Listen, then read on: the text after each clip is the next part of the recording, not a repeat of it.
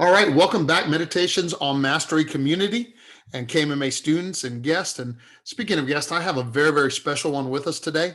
One of my best friends is Shihan Adam Bohn, who is also a master instructor at Krav Maga Martial Arts. And he's also the founder and CEO of Artix Entertainment. Uh, Adam, thanks for being here. Thank you, Grandmaster. It's an honor to be on your podcast. Thank you. And could you start by perhaps telling the audience a little bit about what you do and about Artix Entertainment? Sure. For the past 20 years, I've been running a video game studio. We've had several hit games. Over 200 million players around the world have signed up and played them since 2002. Wow. That is huge. And Adam, I actually remember, I remember when you were just a young white belt coming into the dojo. I actually remember you telling me the story of your plan. Well, actually, I started at your dojo as a black belt, but yeah. Well, the stories of when my martial arts journey with you began, and the companies started at the same time, the stories are very much intertwined. Yeah. And yes, you were already a second or third degree black belt in Taekwondo when you started. Yes, sir. And but you started over. You didn't come wearing your black belt. You started over as a white belt in Krav Maga martial arts, and even actually in Damio progressive karate back then. But the relevant part of the story is that I remember you telling me, when we were just getting to know each other. I remember telling me about your vision of what you were going to do with this game, the game that you were beginning just then. And now that you are such a success story in the video game industry, I would love it if you could share a little bit of that backstory about how you got started in your industry, and specifically how the martial arts and the lessons of the martial arts and or even your place in my dojo may have interacted with that. I would love to. And for your listeners who I know are dedicated martial artists and would benefit from hearing the real story, the struggles and the tough parts that, make the real story, I'll be as transparent as possible. I joined the martial arts when I was in third grade as a result of some bullies in school. And I was always a smaller fella. I wasn't the strongest, and I definitely didn't have the confidence. So Taekwondo is what I started in, and Hapkido and Tang Soo Do and a lot of the traditional martial arts. I got my third degree black belt with Young Brothers in Pennsylvania. During that time, when I was in middle school, I was really obsessed with video games. So much so that when we were out at lunch with my friend and my parents, we were going on and on about this new video game that just came out and how they couldn't get us to stop talking about it. And my father says, if you guys love these games so much, why don't you just go make one? And I said, I'm just a little kid. I don't know how to make a game. And, I'm a kind of older fella now. So, we're talking mid 80s. Most people didn't even have a computer yet, let alone know how to make a console game. So he says, well, if these other people figured out how to do it, then obviously you can figure it out too. So my friend and I, we run back to his house, and we spend the next couple hours trying to make a game. But we were doing it in Microsoft Word, so we didn't get very far. Then we found these programming books at the bookstore, and we earned some money shoveling snow, and we bought the books and just did these experiments, small methodical experiments. And I did them for the next 15 years of my life. Just loved computers, always messing around and experimenting with stuff. My two loves were always video games and martial arts. So I think a lot of people like telling their success story when they're like, yeah, and I did this thing and I never gave up, and then I hit it. But the truth is, I was doing it all the time. And maybe it was because I didn't go all in. Maybe it was because I started stuff, but I never finished it. I probably started, darn close to 1,000 games that I just, I worked on for a day, then I worked on something new the next day, and I worked on something new the next day. And for 15 years, I just kind of dabbled, I never finished. And when I would try to, I would give up. You know, I think, I mean, it's such an impressive story because a lot of people have a lot of common elements of the first part of that story, but not a lot of people have the part where you do break through and succeed. So I appreciate your transparency. And I think that definitely we could then take a moment to speak to your black belt resilience and discipline and stick to this, because all the things that eventually did help you do it. But what I would want to maybe ask you about right at this moment in time is, at what point because you had a strong vision from the beginning, I remember that, right? At what point did the vision and the idea for what you could do start to seem real to you, start to turn into success? I love that you brought this up because it's been something that, again, has become a big theme. I think in order to achieve anything, you have to see it in your head first. You have to see it done in your head first. And it doesn't matter if it's finding this perfect thing you're looking for out there, or doing a project, or doing something really mundane, just like having that clear vision of it being done in your head, and then everything else you can just work towards. So at this point in my life, I was 25 years old. I just moved to Florida, and this is a sub story, and I hope nobody minds, but I had trained in martial arts all my life until I moved out to California for a couple of years. And I sat behind a desk and I did the day job thing, and I stopped training. I didn't know anybody out there. I ended up moving down to Florida, and upon getting here, I had an altercation, a near altercation. And I was like, oh my gosh, I haven't trained. I felt so like, when something happens and you feel really unprepared. Right. So I went looking for martial arts schools, and I looked at a lot of martial arts schools.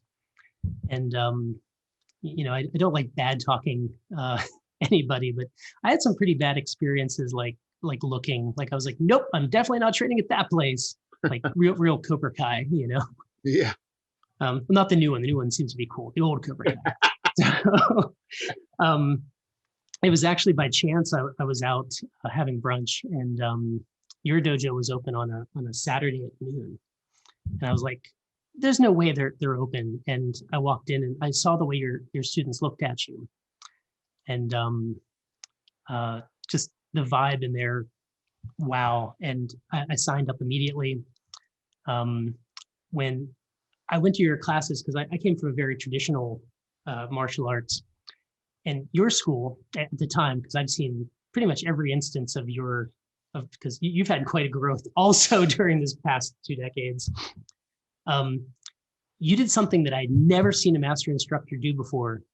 You would bring other masters in, and then you'd hop in and take the classes. Unspeakable, from like just blew my mind. And then you were so open to everything, and you had this philosophy of, take everything and just disregard what's not useful to you.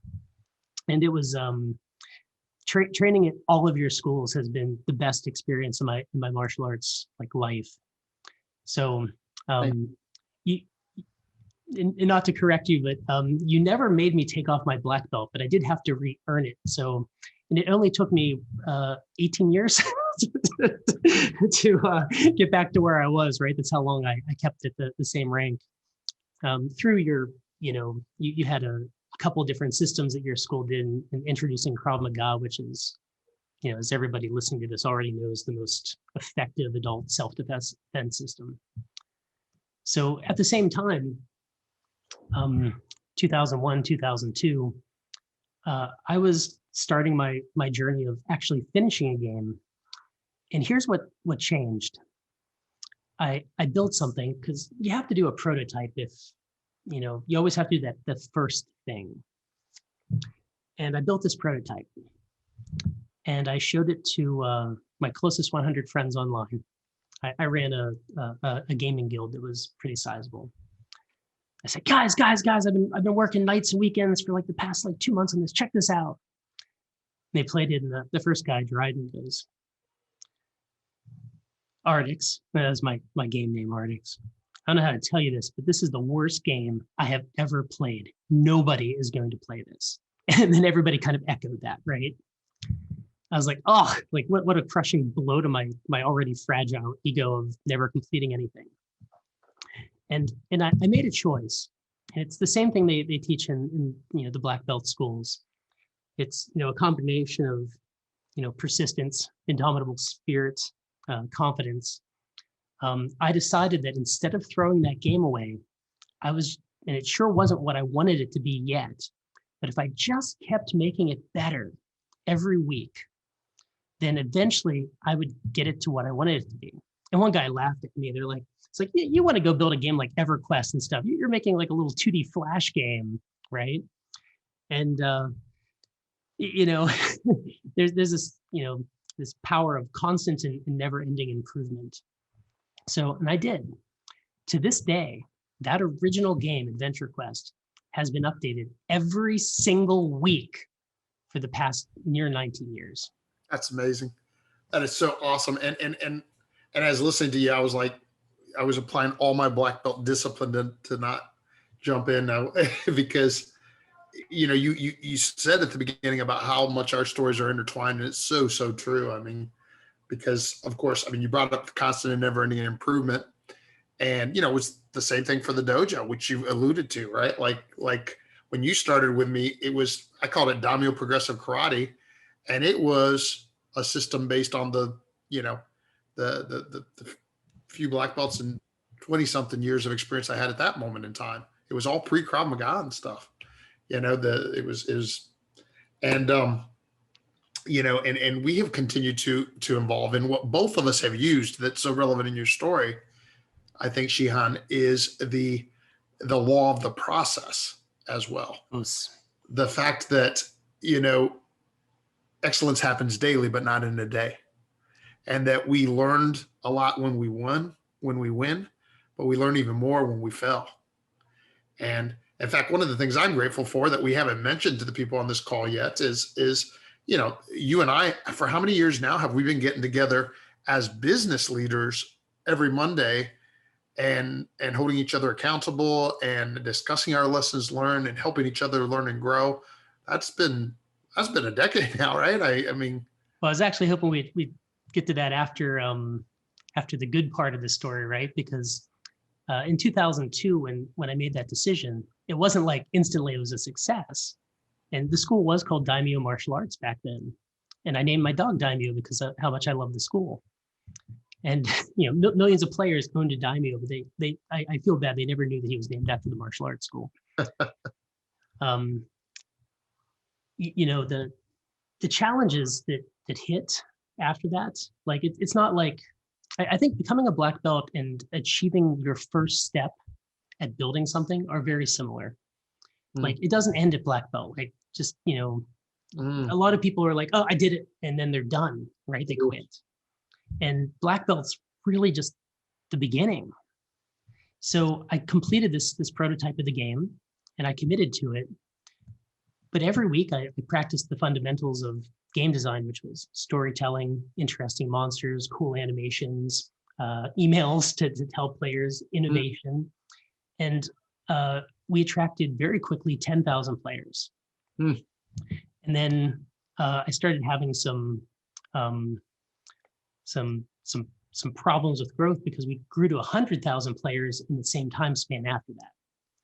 And then we couldn't afford to keep the servers online because my code was so poorly written that the servers kept crashing. We had all these players flooding in and it didn't work. So I thought about quitting because my only alternative was one, to upgrade to a dedicated server, which would cost me $150 a week. And at this particular stage in my life, I just wasn't in that position to be throwing away $150. Like that was a fortune then, right?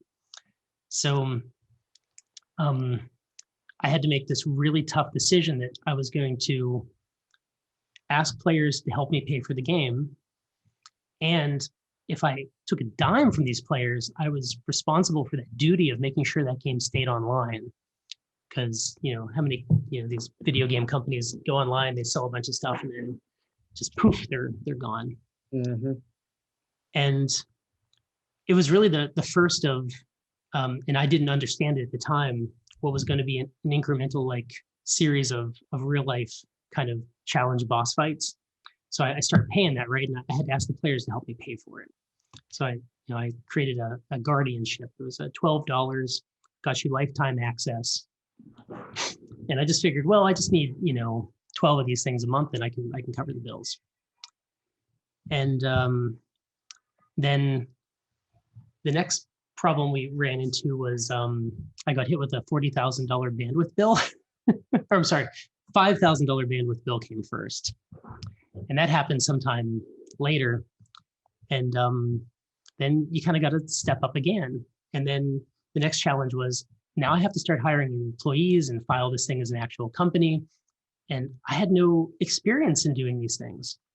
And my folks had a lot of experience, thankfully, and I went to them and I consulted with friends. And then there was taking out ads.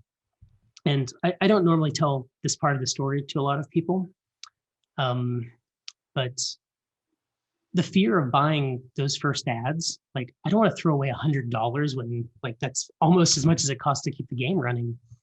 And I put that first $100 down on ads, and the first day it made $500, and so did it the second day, and the next day, and the next day.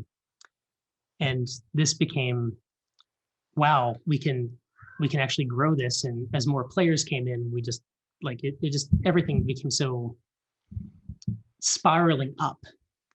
And for 7 years, every week was better than the week before it. 7 years of constant growth. Wow. Growth coupled with really bad problems, right? Like, we got, I don't know how much you want me to go into detail, though. These like unbelievably like nightmare situations that come, because they come, it's almost like life has to test you every time you make a big step forward. And it's an awful lot like the board breaking thing, right?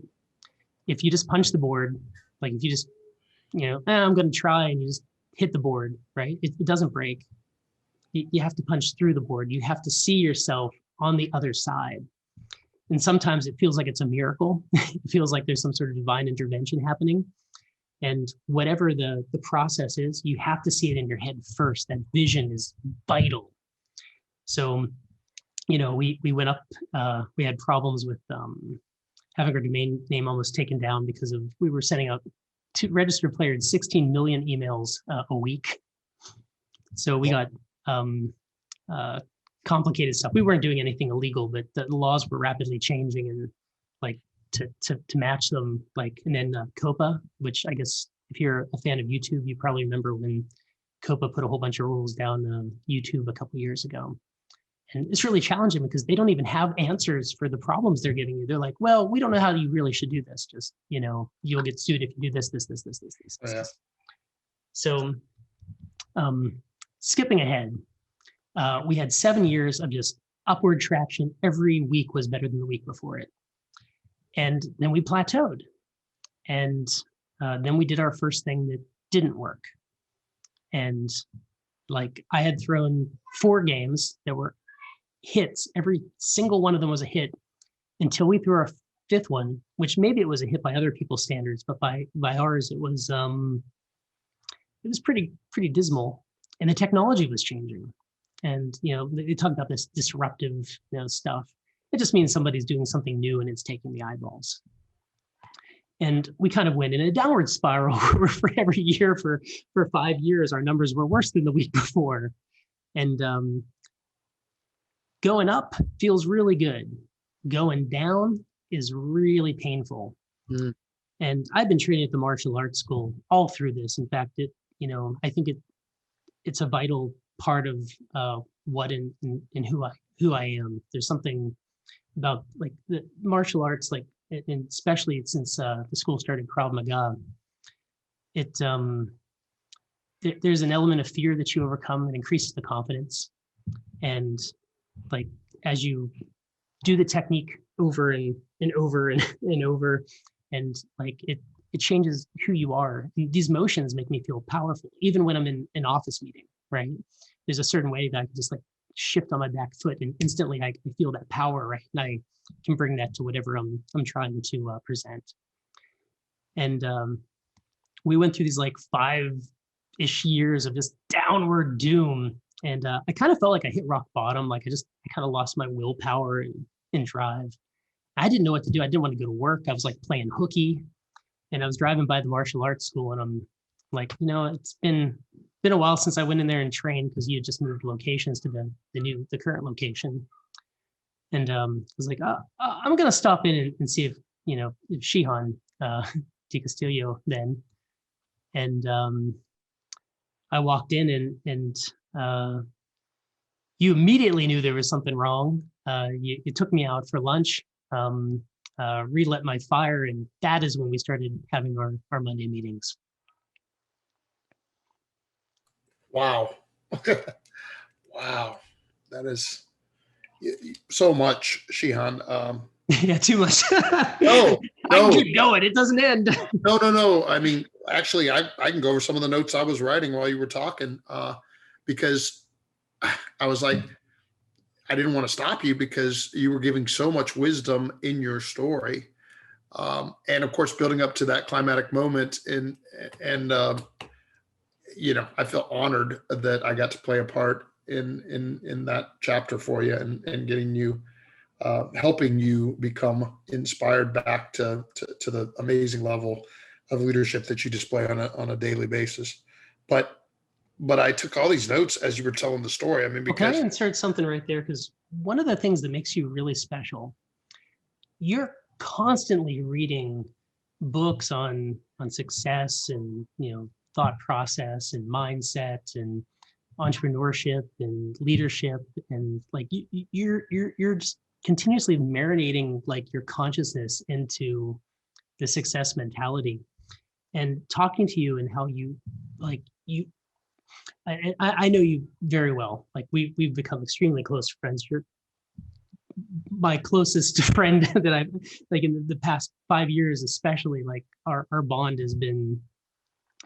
And when I'm down, you lift me up. When you're down, you still lift me up.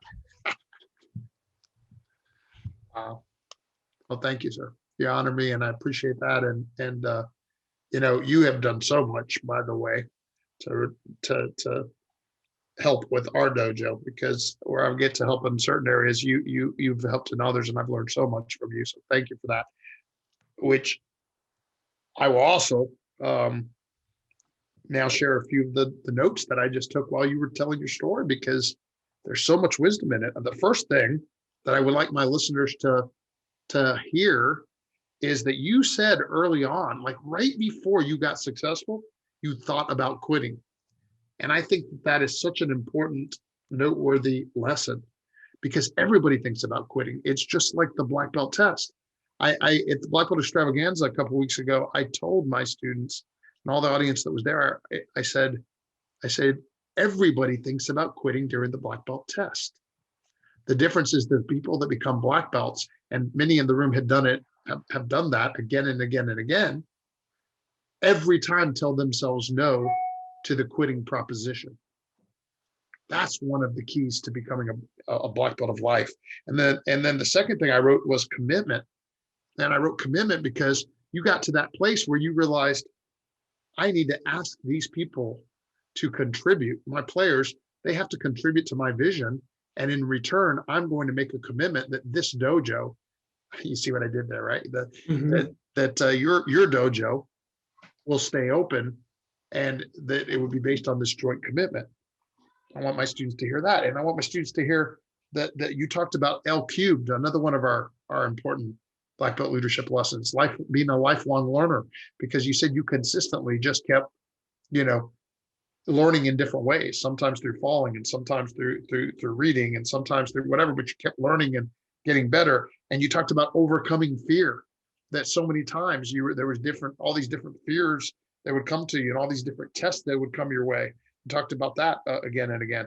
And you talked about vision, of course, again, and the importance and the power of that. And in fact, what I think I thought about that time because you talked about casting vision early on, but you almost talked about in this story when you told us your downtimes, you talked about the recasting of vision, getting our vision back when we're at jeopardy of losing it. And you talked to us about change and challenge and what happens when all of a sudden everything is one way and it seems like everything's going good, and then all of a sudden everything changes, and how to deal with that adversity. And that's kind of where we were left off. I think we got to the point in the story where, I don't believe in coincidences. I believe I agree. I do not believe in coincidences. Yeah, I think that meeting that you're talking about was meant for both of us, to go up and grow up together. And I don't know, maybe because you're doing such a good job, I'm not asking any of my normal questions. I'm just letting you continue going. So do you have more that you would like to continue from that point in time, from that chapter that we're at? Well, there were a couple of things you changed in my life in that moment. And, like I said, I'd been a third degree black belt since the time I joined you, and like perpetually. And I've never had a problem. Like I love going to the beginning and learning over. But, you said to me, it seems like maybe it's time for you to start training, preparing for, a fourth degree. And you gave me a purpose. Right? You gave me a purpose that wasn't related to the stress and work that I normally assign all my purpose to. And there is, when you're training for something as big as that, right? It consumes a part of you, and it's really fulfilling. And whenever you're doing these things in your not work, it benefits your work because you take that mindset into the workplace with you. It improved the games and improved the decisions I was making. And you were recommending an awful lot of books for me to read, which I never, ever would have read on my own. I can't believe how many books I've read since I met you at that meeting. And now I subscribe to Audible because I don't like reading. I prefer listening. There's this NET, no extra time. When you're at the gym, when you're driving, you can put on a book on tape and just absorb the information. And so that was definitely, and it felt like an uphill climb what I was going through, because I had, at this stage in, like we had layoffs, and the only time in the history of the company, we had, just a lot of rapid changes, and it was a very stressful time for us. And as we were meeting, I grew and prepared, and I rebuilt the team, and we still have people that started with us, and now we have a lot of fresh new people who are like amazing. And then particularly over the past 2 years, we've been just rocking as a direct result of things that, you were sharing with me, and the things you had me do and learn. I'll put some numbers to that. Like, this is such like, if you're a business owner, this is probably really important for you to hear. If you're not, don't think I'm a greedy, terrible person, right? Because I have to increase sales and do things. Otherwise, I can't give my employees raises. I can't help them take care of their families. So we had. And you help a lot of employees. Tell everybody how many employees you have, Adam. We have 45 full-time people on the staff, but That's we also amazing. have somewhere in the ballpark of 80 contributors who do part-time piecemeal work for us. Wow. And contributors are everywhere. One of the unique things about our game studio is our players who are really passionate about the game and learn to draw and are inspired by our top artists will go draw, and then we can pay them to have their works included into the game. So we have about 80 of those. And, we just go back just, I think it was 2.5 years ago in October, as a direct result, like, I had these friends that are like, Adam, Artix, you listen to all these success things. Have they ever actually done anything for you? I'm like, yeah, but it's not like every word matters.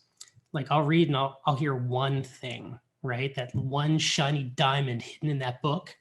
And it causes me to do one decision differently. That one time in October, I did one thing and it doubled our sales not just in October, but for the next 2 years. Wow.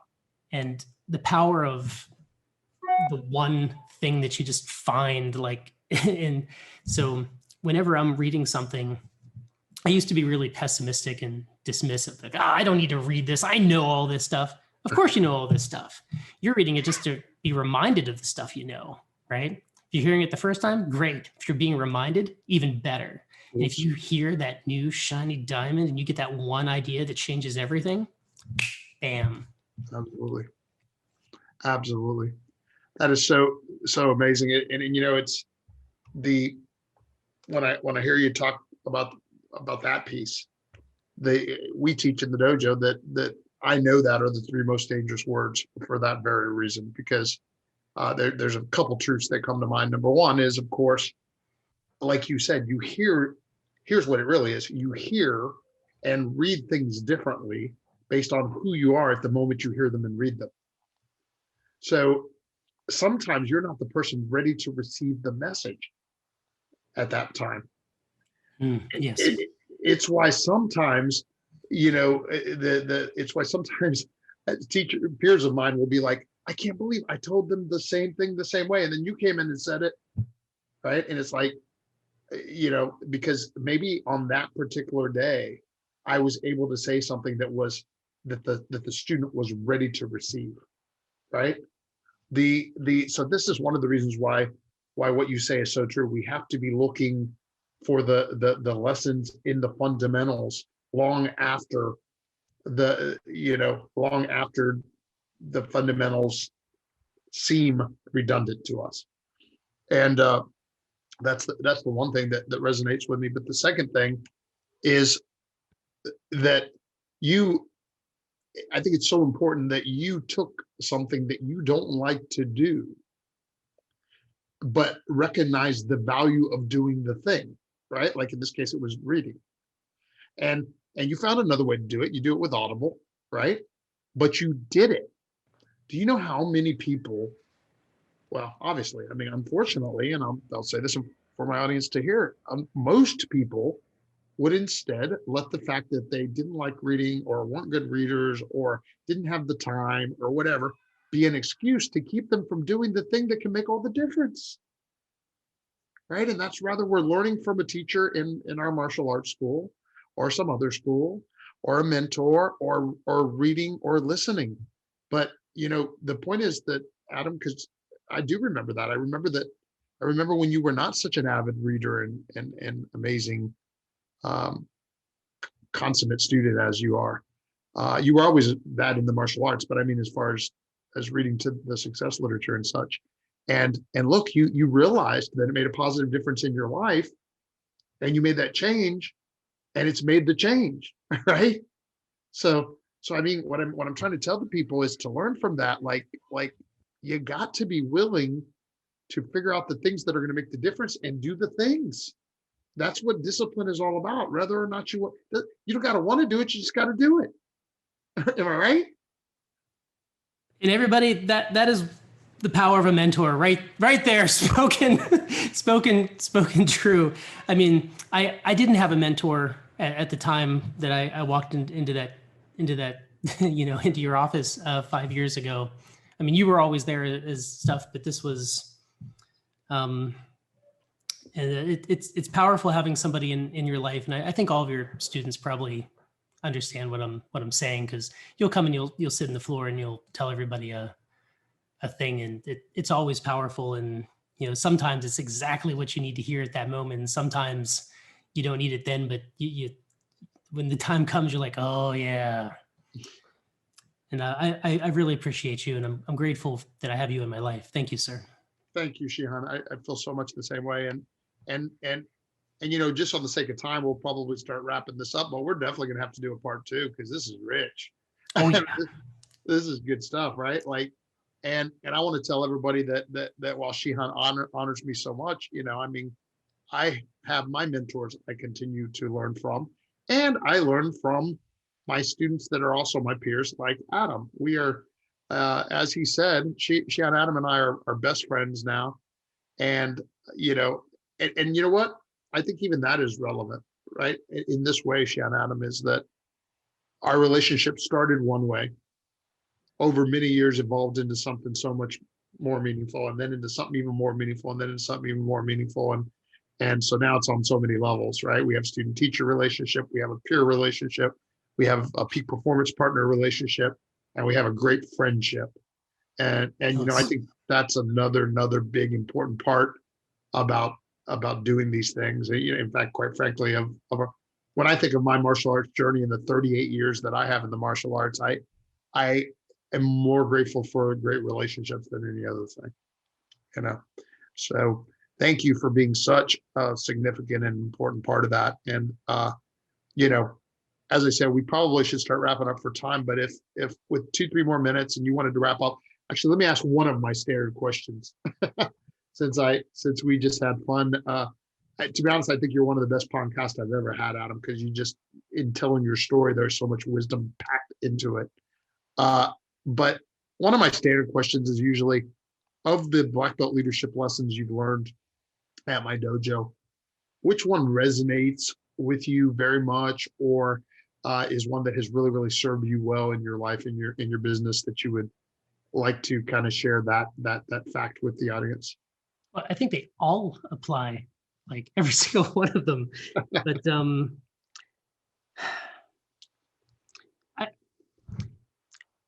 in Taekwondo, you know, they have self-control, indomitable spirit, perseverance.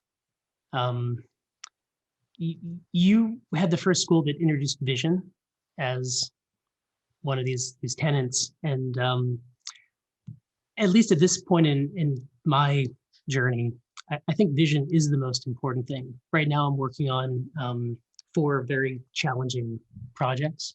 We're having some of the greatest success we've ever had at this exact moment in time, which is completely absurd. It makes no sense. And I've been given this, you know, this gift, this opportunity to go and make this next amazing thing. So, you know, what I do, and, you know, maybe this will have some value to you listening. Anytime I do anything, the first, like if I hit a problem or if I want to go accomplish something, I just make a big list. I pull out a piece of paper and I write it down. When Grandmaster Steve calls me, there's a problem, I take out a notepad, blank sheet, and I just write down everything I can think of to do to get that thing that I want, to get that goal, to solve the problem. And then once I get everything out of my head, I circle the top 3 things. Sorry, my little ninjas in the background there. I circle the top 3 things. Yeah. From that thing, I number them 1, 2, 3, and then I do number 1. And maybe I never do number 2 and number 3, right? But you get it out of your head, and then you get that decisive thing that you're going to go take action on. Oof. And for the vision part, you got to do that first, right? Because and I have so many stories. Like it's not crystal hugging weird like stuff like this. It's just unbelievably simple cause and effect. You see yourself doing it in your head. Your subconscious listens to the feelings you're having, right? It doesn't speak English. It can't listen to the words you're saying, right? It only knows how you feel. That gut feeling, like the feelings matter to the parts of you can't talk to. Wow. And when you give it that feeling, and then you start thinking, okay, now how do I go do that thing that I just came up with in my head? It starts putting you on autopilot. You start taking actions naturally to gravitate toward it because the outcome is so certain in your body.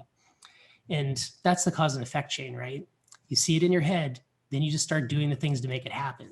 And what's so goofy is if you see something in your head that's false, whether it's a good thing or a bad thing, you will do these things that'll make people reinforce that good or bad thing in you. So if you say, why am I always, so late? I'm such a late person. And you tell people, like, use the words like, I'm late. And everyone's like, yeah, you're a really late person. You're always late. And you start showing up late because you expect it on yourself. Oops. Wow. Did you close with some power, Shihan, Adam?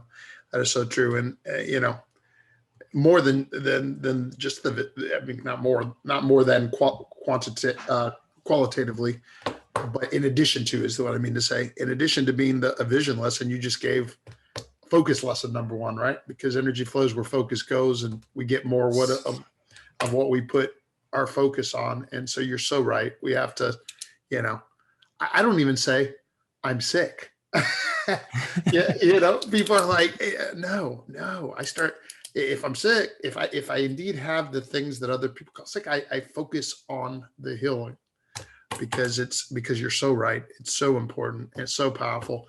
And this truly has been one of the most powerful podcasts we've had the honor of producing yet, Sean Adams. So we definitely will have to do a follow on. And I know that with such a successful business and with such an amazing family at home with you, and all the conflicting things that you have, that it was a big deal to make this time for us all. So we are grateful, truly grateful. And thank you for having me. And I hope there was something of value for you who's listening to this. And thank you for making it to the end.